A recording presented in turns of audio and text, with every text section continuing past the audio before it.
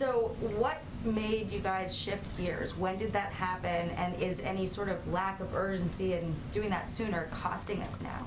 I think it's important, Jackie, and I appreciate you asking the question, for people at home to understand that this has all been a building process. And that includes the approval of tests. There are now 8 available as of November. That's important because we needed enough tests to be able to tap into to get the supply. It includes quadrupling, not including the president's speech today, our testing capacity over the course of the last couple of months. It includes the 50 million tests that we made available to rural community health centers and community health centers, all components that I talked about exactly on that day in the briefing. If anything, it was a lesson to me to always include the context and make sure you use every opportunity of questions you all asked to do exactly that.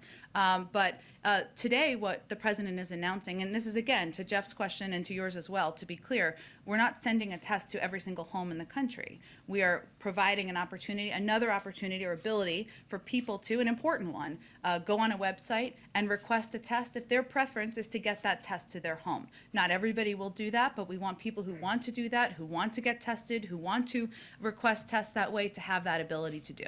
And then, obviously, this new push for testing is a big component of the strategy to combat this winter.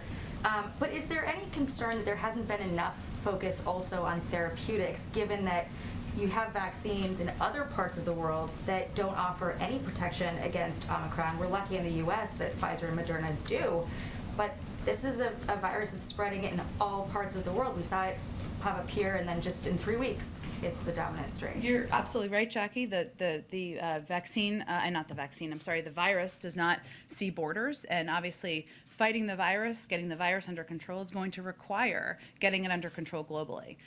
Part of what our objective is, an effort from the U.S. government, is to continue to be the global supplier of vaccine doses, and also a range of materials needed to produce vaccines, to treat people who are sick. That certainly is a part of our objective. Would there be a greater push to produce therapeutics? It's something like the pill that's supposed to come out and get that out with as much urgency as we're having for the vaccine. We will, of course, be focused on that, but I think it's important for people to know the best way to protect yourself is to get vaccinated and get boosted.